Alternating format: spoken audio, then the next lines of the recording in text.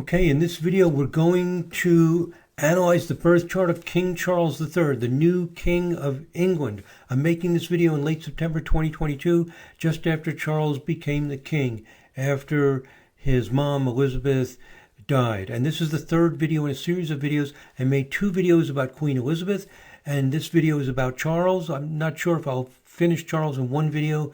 Maybe it'll take two videos. And this video on Charles, I think, is frankly the most exciting and interesting of all three of them. That there's some amazing things going on here. So this is going to be fun to look at Charles's chart. So the big question we can ask is, how will Charles be as King of England? And in vibrational astrology, we have clear rules for answering questions like this. There are 6 charts that we need to look at to answer this question. I'm going to start off talking about the first 4 charts that we want to look at. So let's look at the software. And here's Charles's natal chart. So of course we want to look at the natal chart. That's chart number 1. And there's his natal chart. We can see he has a Jupiter opposition Uranus with a 3-minute orb, almost exact. Now in vibrational astrology, we have a phrase, orbs are everything. The orbs are not just some general vague thing. They tell us precisely how much current, how much power, how much force is trying to flow through. 3 minutes is nearly exact. Very strong Jupiter-Uranus, making trines and sextile to the moon. So we notice what's going on with this chart. That chart is important for everything. The 8 vibration chart is also important for everything. The 8 vibration chart shows the inner dynamics, and in some ways is even more important than the natal chart because it shows the inner drive and what's really important to the person. And so we see that he has Mercury-Mars, opposition Neptune, and that Jupiter-Uranus opposition in the natal chart collapses into a conjunction. You don't have to worry about those technicalities of why it collapses if you're not familiar with harmonic astrology or vibrational astrology. But just know that the 8 vibration chart is the inner driving force. So those 2 charts we always look at. There are 2 other charts we're going to look at because we're talking about British royalty. One is 7 vibration. 7 vibration gives the reserve, the dignity, that gravitas, that interest in being involved in all those rituals, and the dignity and the quiet. It's not silly, it's not frivolous, just the opposite of being silly and frivolous and spontaneous and goofy. It's deeper, more thoughtful, reserved. That is 7 vibration. So you can look at being King of England as a job. If you hire somebody, suppose you're an employer and you hire someone to do some kind of job, maybe to be a carpenter or whatever they're going to do, you want to know if they have the skill set for it. And that's how vibrational astrology works. In vibrational astrology, the chart does not describe the person, like an as above, so below, like is the person sensitive to whatever, and you're just going to characterize them. What it's doing is it's showing the circuits that turn on, that people can tune into. You have a job requirement to be royalty, you need 7 vibration. If you have an applicant, well, here you don't apply, you just inherit it. If you have somebody who inherits this position and their 7 vibration is weak, they're not going to have the dignity. They're not going to look right in all these rituals. They're going to look a little silly. We don't want that. They're not the right person. So does Charles have that reserve, that dignity? He does, as we will see. You can see he's got this T-square, and we're going to see it's particularly important. The other thing for royalty is 13 vibration, because they are royalty. They stand above everyone else. They're in a special position. They sit on thrones. They live in palaces, and etc. They're special. Their kids go to whatever school they want to send them to. They'll learn all the languages and play piano and anything else. They have this privileged position in life. It's just a fact. That's 13 vibration. So the king needs to have strong 13 vibration. Are there strong planetary configurations? There are. So right off the bat, we see that Charles is going to work reasonably well We're going to find out as we look closer and closer, he's going to work very well as the king. So those are 4 of the charts that are important. The natal and the 8 vibration. They're important for everything. 7 and 13 are important for royalty. And we're going to learn about 2 other charts. But let me build up some preliminary thoughts about that before I tell you what the other 2 charts are. Okay, and so here on the slide we talk about the 7 and 13 vibration. By the way, we have only A accuracy for Charles. It was word of mouth. People, it's recorded on, I think, a biography, but we do not have the birth certificate or birth record, a copy of it. That's the best source. From the way that Charles's chart connects so perfectly with Elizabeth's, I believe this cannot be a coincidence, and I suspect his birth time is accurate within a half hour. So if we get his birth record or birth certificate someday, I'm anticipating it'll probably confirm the time that we are using, probably within a half hour, maybe an hour at the very most. If I'm wrong, then we learn something. So, we'll see if we ever get a recorded time. So now let's talk about the other 2 charts. I said that there are 6 charts that are important. We've talked about 4 of them, natal, 8, 7, and 13. The other 2 are important, and I think becoming increasingly important because of the changing world that we live in. So when we do an astrological analysis, we need to look at the context, the reality of the situation. We need to look at things that are not just astrological. We need to use our understanding of what's going on and the context of it. And I'm going to propose something about the context of the British royalty. And I think most of us will agree with this. But here's what I'm proposing. I'm proposing that this 7 and 13 vibration, these very dignified, reserved royalty sitting on their thrones, is something that needs to change to the changing times. Over the last 100 years, a large part of the world has been struggling and fighting to break down hierarchies, to make disenfranchised and marginalized people feel a part of the opportunities that are available to everybody else, and not just feel it, but to have it, to experience it. And also to break down all these special people, that celebrities are not some kind of other being from another planet. They're people. They may be gifted people, talented people. There are gifted and talented people who are not celebrities. We're all people. I think the world is struggling for that. So women in many countries could not vote 120 years ago or even 100 years ago. The civil rights battles in the 60s and 70s, the LGBTQ movements, very strong since the 2010s, all these different kinds of movements, and you can name many, many others. The monarchy needs to change with the changing times. If the monarchy is elitist, of course it is elitist, 13 vibe, and secretive, it is secretive. 7 vibe, it's distant, it's reserved, it's this elitist, secretive club that you inherit, and people endorse it and support it, and most people love it. It's an established part of the United Kingdom and affects the whole world. It cannot survive in just that form. That's what I'm proposing. And if that is correct, then we need more than 7 and 13. We cannot just have this traditional 7-13 emphasis.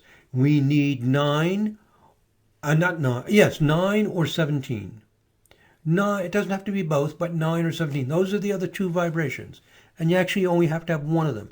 But if King Charles has a very strong 9 vibration, he will bring that into his position as king, and that will prevent the royalty from being completely elitist and secretive. 9 or 17. And personally, I think it's desperately needed. It's got to move quickly. I don't think people are going to tolerate elitism and secrecy in the future. The world is moving forward. And so that's what I'm suggesting. We have to think about some things that are not purely astrological. And so therefore, I am doing my analysis, saying that there are 6 charts I need to look at: natal, 8, 7, 13, 9, and 17. And so we will see that Prince Charles has a very strong 9 vibration, and that is good. That will help him be a king for the people. So my prediction is King Charles will do well as king. He will be appreciated. He will move things in the right direction. I don't know if he'll move it in the right direction fast enough, as quickly as people want, but reasonably so. He's going to be heading in the right direction, and he will be good. That is my forecast. Now, let's get into the details of how we do this. When we looked at the chart of Queen Elizabeth, we looked at the direct midpoint structures in the birth chart and the 8 vibration chart. And then we looked at what vibration they're in. This is an excellent way to interpret a chart. I would recommend it over really any other method. Anyway, this is how we do it in vibrational astrology. You can get right to the heart of what's going on with the person. See if there are direct midpoint structures in the birth chart and in the 8 vibration chart. And if the orb is very, very small, such as under a half a degree, see if there's a vibration that connects it, and that will be a driving, clear, in-your-face, important force in the person's life. And you don't have as many possibilities. Like when people look at the sun, moon, and rising sign, yes, they're important, but they're so, as people say, multivalent, so many mythic ways they can develop. These planetary configurations are much clearer, sharper, with less variability. So we have a clearer idea of what's going to happen. There's some variability depending on environment and different choices, but much less than with most forms of astrology. Charles has only 2 midpoint structures. Now, whether you have only 1 or 2 or none, or if you have a dozen, it's not going to affect your personality, because if you have few, then you have other things going on. But the rule is this: whatever is there is important. We need to look at these 2 things, because these are the 2 critical, powerful driving forces for Charles. Sun at Jupiter, Neptune, midpoint, and Neptune at Sun, Saturn, midpoint in his natal chart. Let's look at it real quickly so we can confirm what we're talking about. If we go to Charles's birth chart and we look at the midpoints, we see only 3 midpoint structures and only 2 of them under a half a degree orb: Sun conjunct Jupiter, Neptune, and Neptune conjunct Sun, Saturn, midpoint. When we look at the wheel, just to visualize it, to make it concrete what we're talking about, that Sun at 22 Scorpio is halfway in between Neptune at 14 Libra and Jupiter at 29 Sagittarius. It's not obvious that it's halfway in between, but it is. And Neptune is halfway in between the Sun and Saturn. When a planet is halfway in between 2 other planets, it's powerful. And there isn't always, but there might be a frequency that connects them together. And if there is, that frequency will very strongly color what's going on, and both of these do have a frequency. The Sun at Jupiter, Neptune is in 19 vibration. The Neptune at Sun, Saturn is in 28 vibration. This is going to tell us a lot about Charles. And what it tells us is that his Sun at Jupiter, Neptune means he needs to travel. He needs to get out. He needs to experience bigger, larger horizons. Now, I Googled Prince Charles and travel, and I found out that over the past 10 years or so, he's been acting as ambassador for the United Kingdom, and he's been traveling everywhere. Like every 2 months, he's off to some new exotic place. So that's perfect for him. He's a great ambassador, spreading his wings, connecting. And it's a good thing he's done a lot of this before becoming king, because perhaps he won't be able to do as much of that. He won't be just an ambassador. He's got other responsibilities. So I'm very glad he's done that, because you can go periods of time emphasizing different parts of yourself, but you cannot go on forever. So that is good, that he's been doing a lot of that, especially in the last, I think, 10 years or so. You can Google it if you want, say Prince Charles and travel, and I found this website that was amazing. The list of his travels. I think it's on Wikipedia, if I remember right. So, interestingly, the sun at Jupiter Neptune reminds us of Elizabeth a little bit. If we go down to Elizabeth's 8th vibration chart, she has Jupiter at 0 Gemini, conjunct Neptune at 26 Taurus, 4-degree orb, and they're both opposition the sun at 1 Sag. She has a Sun, Jupiter, Neptune in her 8th vibration chart. Charles has a Sun, Jupiter, Neptune in his birth chart. Both aspect patterns and midpoint configurations are very powerful.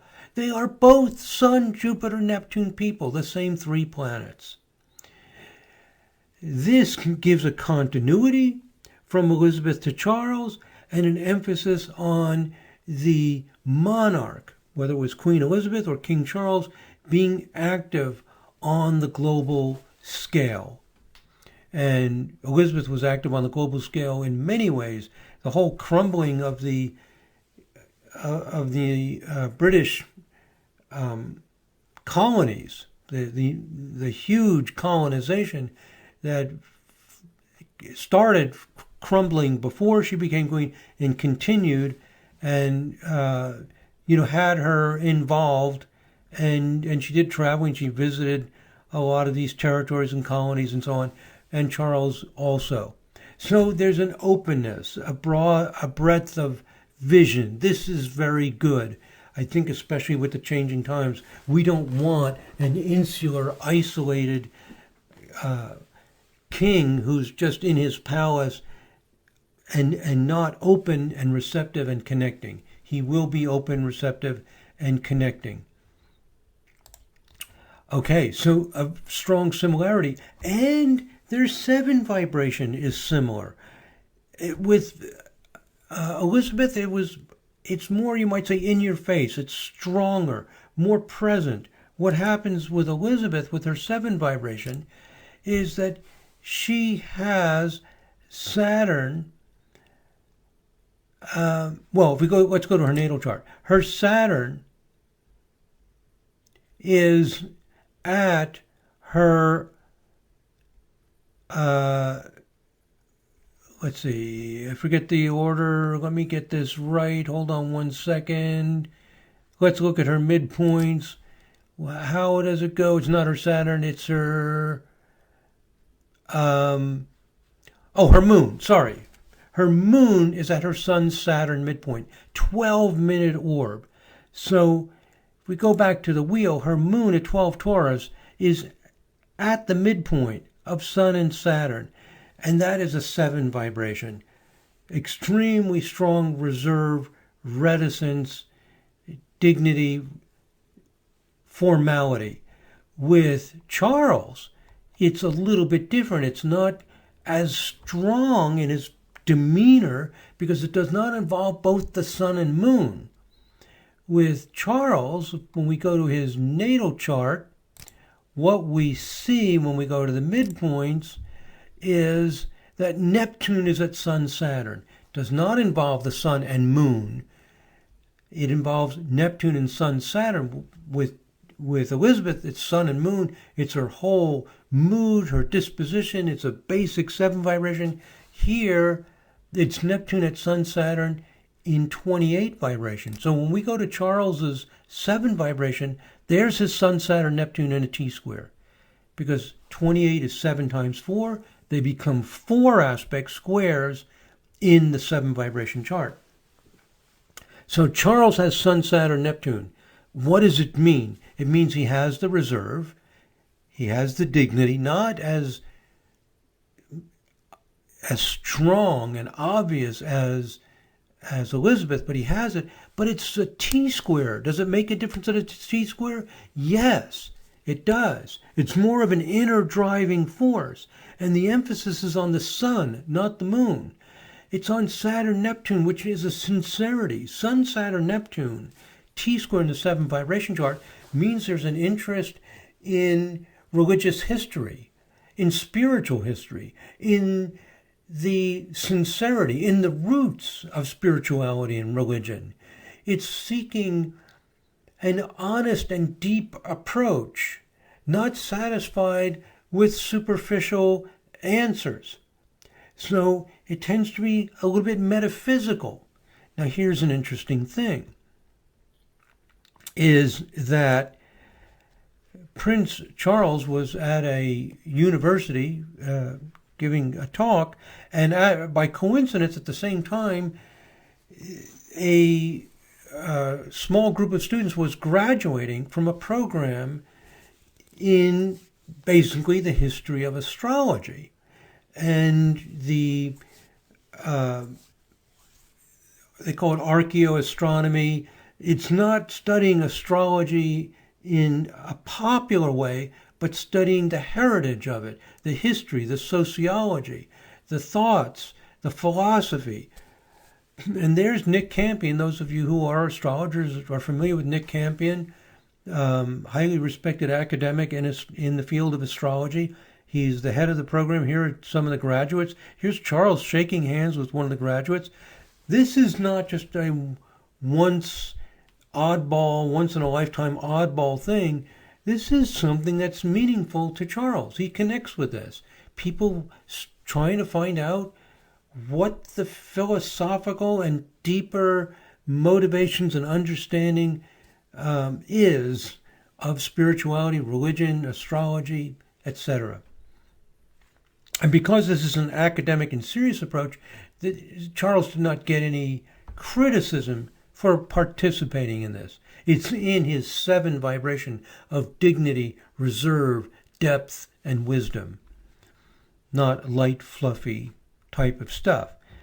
Okay, so there you see him exhibiting some of his Sun, Saturn, Neptune T-square. I think it's also evident in some of his interests in sustainable living, getting sincere, getting to the roots, getting beneath all the superficiality. Now, he likes the superficiality or expansiveness and travel, but he's also got, from his Sun, Jupiter, Neptune, but he also has the Sun, Saturn, Neptune, strong 28 vibe and direct midpoint structure in the natal chart.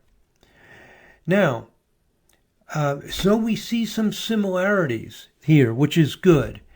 Now, the next thing that we can do is, I've already talked about this when we go to the next slide, is we can, let me move my image over here so it doesn't cover the words.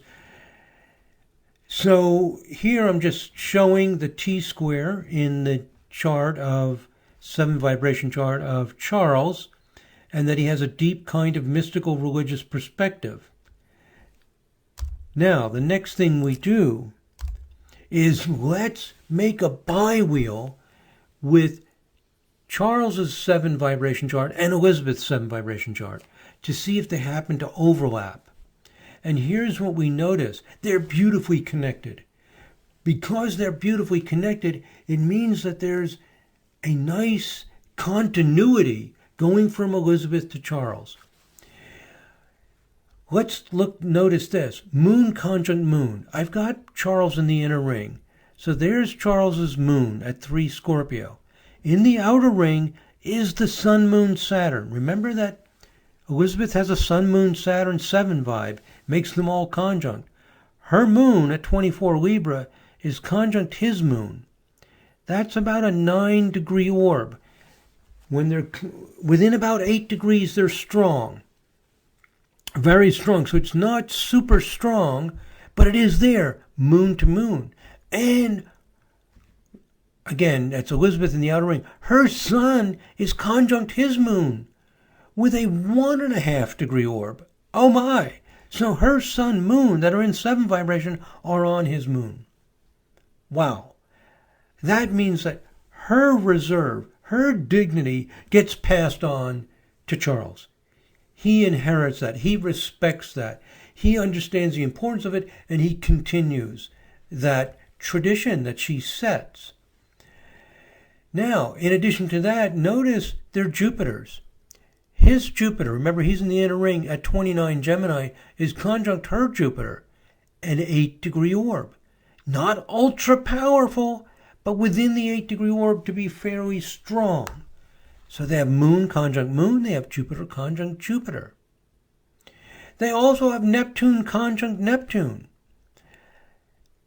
His Neptune, let's see, that's her Neptune. She's in the outer ring. Her Neptune at 4 Capricorn conjunct his Neptune at 8 Capricorn.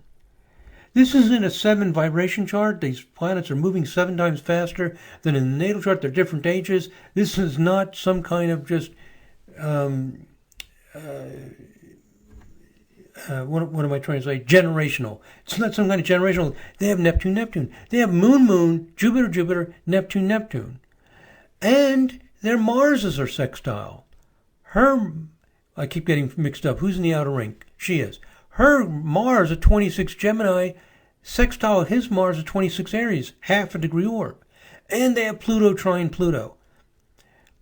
Her Pluto at 28, almost 29 Pisces, is trine her, I keep getting the her and him. Her Pluto at 29 Pisces, almost 29 Pisces, is trine his Pluto at almost 26 Scorpios, about a 3-degree orb.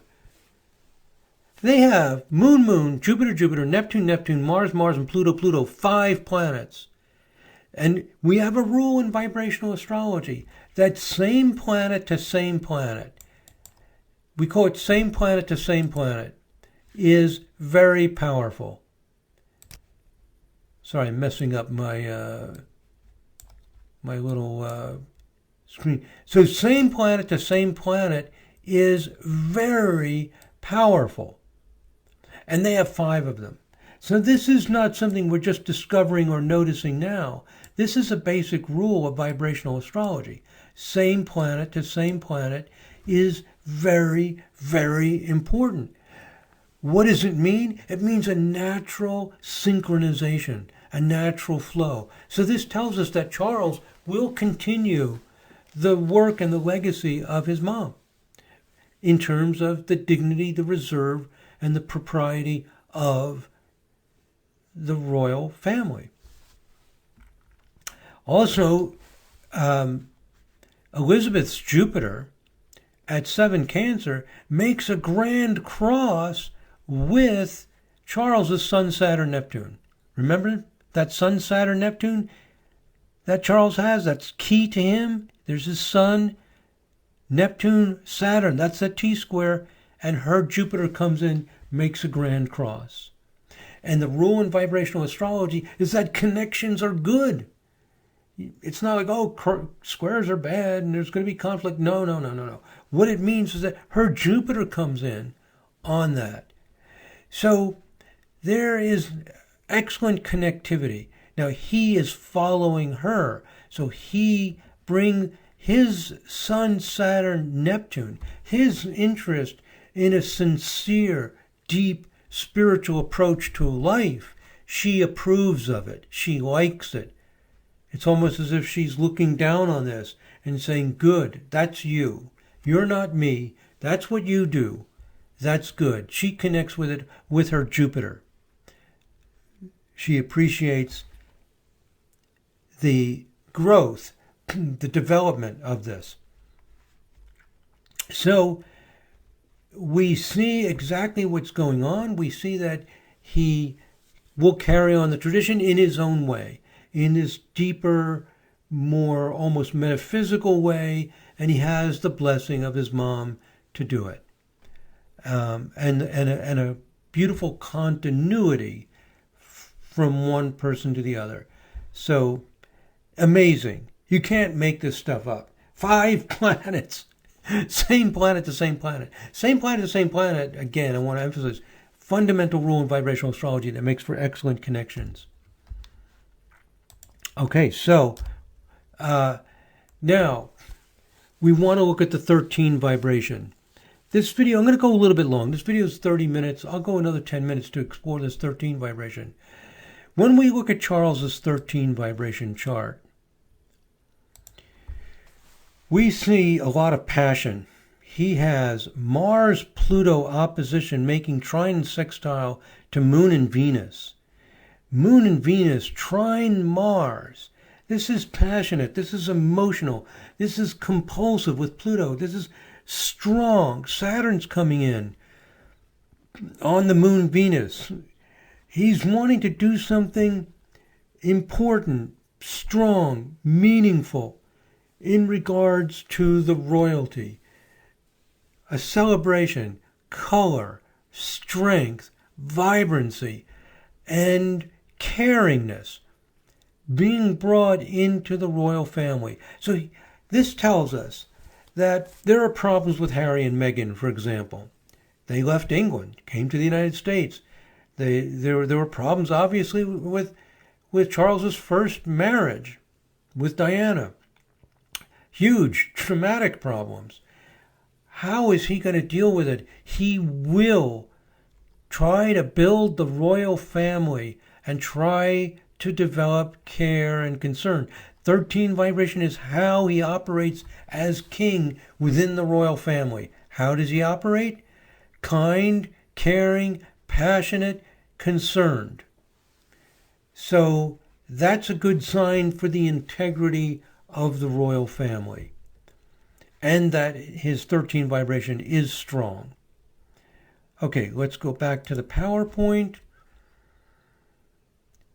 And because there are trines and sextiles in this chart, when we see trines, we often triple the vibration. This is a little bit advanced, but what happens is if we do 13 times 3, then these trines will turn into conjunctions.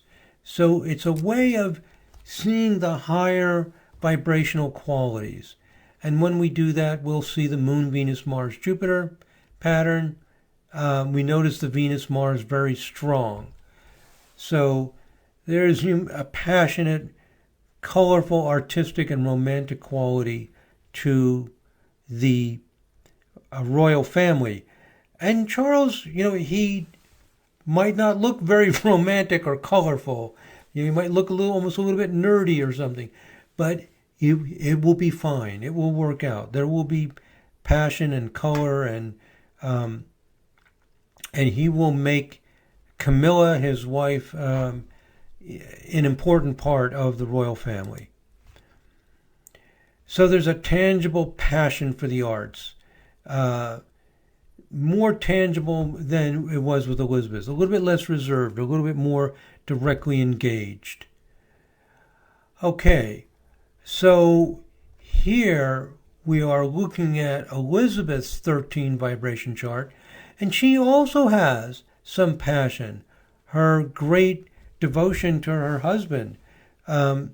So again, there is a continuity and a similarity here. What distinguishes Elizabeth from Charles is that she has the Sun, Saturn, Uranus as well. I put these blue stars next to the Sun, Saturn, and Uranus. That's the additional quality that made Elizabeth a little more highly individualistic. Charles won't stand out quite as conspicuously. He doesn't have this individualistic way of approaching things. Even though Elizabeth seemed to just follow orders and be a queen, she called the cards. I mean, she called what she wanted within the royal family. Now, let me show you one more thing about 13 vibration here.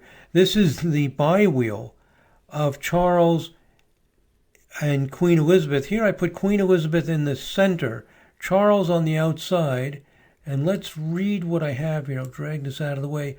Elizabeth's Sun, Venus, Mars. Her Sun at 2 Taurus, Venus at 1 Virgo, Mars at 1 Scorpio, in her 13 vibration chart are directly connected to Charles's Moon and Venus, right on her Sun. And we're seeing his Venus at 2 Taurus in tight trine to her Venus at 1 Virgo. his Mars at 2 Virgo is sextile her Mars. So her Venus-Mars is connecting with his Venus-Mars. Amazing. And also her Sun and his Moon. It's amazing. Both Venuses, both Mars, and 2 of the lights. We've got her Sun and his Moon. So basically, his Moon Venus-Mars ties up with her Sun Venus-Mars. Amazing. And that synastry, that connectivity, shows that there's a continuation of the same qualities of passion, romance, and color. Now, it may not seem like there was so much romance and color in the royal family because of Elizabeth's great reserve. Because Charles is not quite as reserved, it'll probably be a little bit more evident. Okay. We also see, by the way, I put this light green to show another same planet to same planet, which is Uranus to Uranus. They have a Uranus-Uranus trine. So here we see 3 same planet to same planet. Venus to Venus, Mars to Mars, Uranus to Uranus. As the saying goes, you can't make this stuff up. This same planet to same planet is what gives continuity, connectivity, and a feeling of comfort. So there's a smooth transition. When we go from Elizabeth to Charles, it's not a harsh break. It's not like, boom, that era is over, now there's a new era. It flows into it. Okay, so let's see where we go from here. This I've already talked about. Now, the critically important thing, and I'm going to leave this for the next video because we're at 37 minutes already. In the next video, we need to see how Charles connects with the people. What is his 9 vibration and 17 vibration charts doing? What will they do? Will he connect with the people? We see he's great within the royal family. All this 7 and 13 means the royal family is happy and wonderful. Great. But does it connect to everybody else? This is great news for Meghan and Harry, who have been ostracized to some extent, and for everyone. It's going to help everyone thrive together. So that's good news for the family. But what about us? What about everyone else?